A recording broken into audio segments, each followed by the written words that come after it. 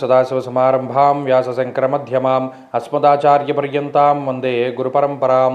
జ్యోతిషశాస్త్రాన్ని భావితరాల వారికి ప్రసాదించిన ఋషుల యొక్క పాదపద్మాలకి నమస్కారం చేసుకుంటూ, అలాగే నాకు జ్యోతిష విద్యను నేర్పిన గురువర్యులు జ్యోతిష బ్రహ్మ కీర్తిశేషులు శ్రీ ఈరంకి సూర్యనారాయణమూర్తి గారు, సూర్యశ్రీ దైవజ్ఞ గారి యొక్క పాదపద్మాలకి నమస్కారం చేసుకుంటూ, ఓం శ్రీ మహాగణాధిపతి నమః, శ్రీ గురుభ్యో నమః, హరి ఓం.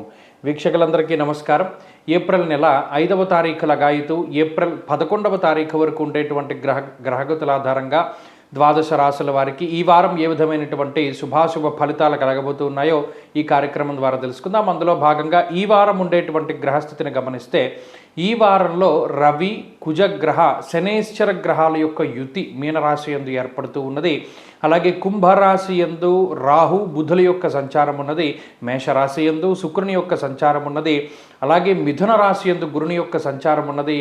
అలాగే సింహరాశిలో కేతువు యొక్క సంచారం ఉన్నది. చంద్రుడు ఈ వారంలో తులారాశి మొదలుకొని మకర రాశి వరకు సంచారం చేయబోతూ ఉన్నారు. ఇటువంటి పరిస్థితుల్లో ద్వాదశ రాశుల వారికి ఏ విధమైనటువంటి ఫలితాలు కలగబోతున్నా తెలుసుకుందాం. మీనరాశి వారికి ఈ వారం మిశ్రమమైనటువంటి ఫలితాలు గోచరిస్తూ ఉన్నాయి. జన్మరాశి యందు రవిగ్రహము, కుజగ్రహము, అలాగే శనేశ్వరుల యొక్క యుతి, 12వ భావమందు బుధుడు, 12వ భావమందు రాహువు.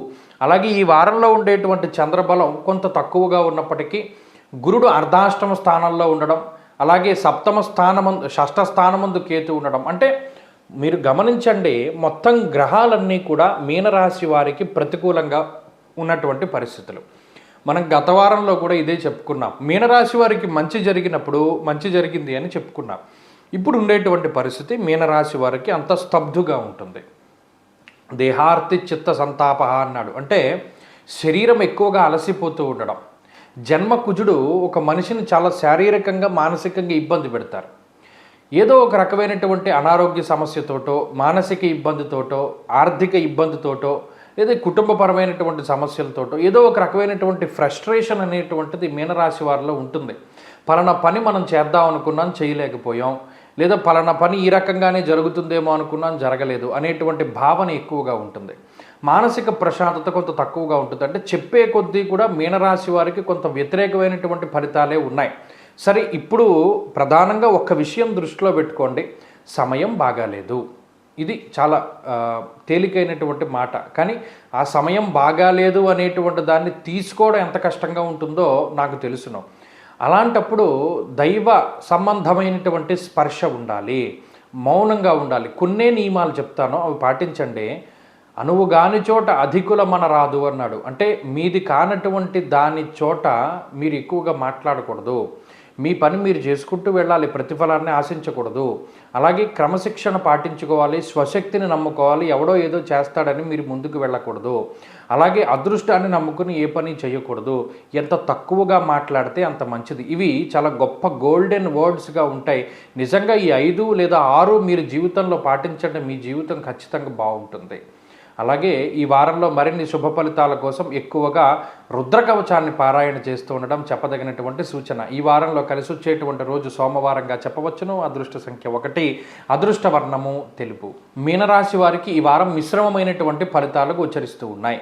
జన్మరాశి యందు రవిగ్రహము, కుజగ్రహము, అలాగే శనేశ్వరుల యొక్క యుతి, 12వ భావమందు బుధుడు, 12వ భావమందు రాహువు. అలాగే ఈ వారంలో ఉండేటువంటి చంద్రబలం కొంత తక్కువగా ఉన్నప్పటికీ గురుడు అర్ధాష్టమ స్థానంలో ఉండడం, అలాగే సప్తమ స్థానమందు, షష్ఠ స్థానమందు కేతు ఉండడం, అంటే మీరు గమనించండి, మొత్తం గ్రహాలన్నీ కూడా మీనరాశి వారికి ప్రతికూలంగా ఉన్నటువంటి పరిస్థితులు. మనం గత వారంలో కూడా ఇదే చెప్పుకున్నాం. మీనరాశి వారికి మంచి జరిగినప్పుడు మంచి జరిగింది అని చెప్పుకున్నాం. ఇప్పుడు ఉండేటువంటి పరిస్థితి మీనరాశి వారికి అంత స్తబ్దుగా ఉంటుంది. దేహార్తి చిత్త సంతాప అన్నాడు, అంటే శరీరం ఎక్కువగా అలసిపోతూ ఉండడం. జన్మ కుజుడు ఒక మనిషిని చాలా శారీరకంగా, మానసికంగా ఇబ్బంది పెడతారు. ఏదో ఒక రకమైనటువంటి అనారోగ్య సమస్యతోటో, మానసిక ఇబ్బందితోటో, ఆర్థిక ఇబ్బందితోటో, లేదా కుటుంబపరమైనటువంటి సమస్యలతోటో ఏదో ఒక రకమైనటువంటి ఫ్రస్ట్రేషన్ అనేటువంటిది మీనరాశి వారిలో ఉంటుంది. పలానా పని మనం చేద్దాం అనుకున్నాం, చేయలేకపోయాం, లేదా పలానా పని ఈ రకంగానే జరుగుతుందేమో అనుకున్నాం, జరగలేదు అనేటువంటి భావన ఎక్కువగా ఉంటుంది. మానసిక ప్రశాంతత కొంత తక్కువగా ఉంటుంది. అంటే చెప్పే కొద్దీ కూడా మీనరాశి వారికి కొంత వ్యతిరేకమైనటువంటి ఫలితాలే ఉన్నాయి. సరే, ఇప్పుడు ప్రధానంగా ఒక్క విషయం దృష్టిలో పెట్టుకోండి, సమయం బాగాలేదు. ఇది చాలా తేలికైనటువంటి మాట. కానీ ఆ సమయం బాగాలేదు అనేటువంటి దాన్ని తీసుకోవడం ఎంత కష్టంగా ఉంటుందో నాకు తెలుసును. అలాంటప్పుడు దైవ సంబంధమైనటువంటి స్పర్శ ఉండాలి. మౌనంగా ఉండాలి. కొన్నే నియమాలు చెప్తాను, అవి పాటించండి. అనువు గాని చోట అధికులమన రాదు అన్నాడు. అంటే మీది కానటువంటి దాని చోట మీరు ఎక్కువగా మాట్లాడకూడదు. మీ పని మీరు చేసుకుంటూ వెళ్ళాలి, ప్రతిఫలాన్ని ఆశించకూడదు. అలాగే క్రమశిక్షణ పాటించుకోవాలి, స్వశక్తిని నమ్ముకోవాలి. ఎవడో ఏదో చేస్తాడని మీరు ముందుకు వెళ్ళకూడదు. అలాగే అదృష్టాన్ని నమ్ముకుని ఏ పని చేయకూడదు. ఎంత తక్కువగా మాట్లాడితే అంత మంచిది. ఇవి చాలా గొప్ప గోల్డెన్ వర్డ్స్గా ఉంటాయి. నిజంగా ఈ 5 లేదా 6 మీరు జీవితంలో పాటించండి, మీ జీవితం ఖచ్చితంగా బాగుంటుంది. అలాగే ఈ వారంలో మరిన్ని శుభ ఫలితాల కోసం ఎక్కువగా రుద్రకవచాన్ని పారాయణ చేస్తూ ఉండడం చెప్పదగినటువంటి సూచన. ఈ వారంలో కలిసి వచ్చేటువంటి రోజు సోమవారంగా చెప్పవచ్చును. అదృష్ట సంఖ్య 1, అదృష్ట వర్ణము తెలుపు. మీనరాశి వారికి ఈ వారం మిశ్రమమైనటువంటి ఫలితాలు గోచరిస్తూ ఉన్నాయి. జన్మరాశి యందు రవిగ్రహము, కుజగ్రహము, అలాగే శనేశ్వరుల యొక్క యుతి.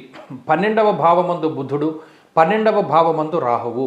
అలాగే ఈ వారంలో ఉండేటువంటి చంద్రబలం కొంత తక్కువగా ఉన్నప్పటికీ గురుడు అర్ధాష్టమ స్థానంలో ఉండడం, అలాగే షష్ఠ స్థానమందు కేతు ఉండడం. అంటే మీరు గమనించండి, మొత్తం గ్రహాలన్నీ కూడా మీనరాశి వారికి ప్రతికూలంగా ఉన్నటువంటి పరిస్థితులు.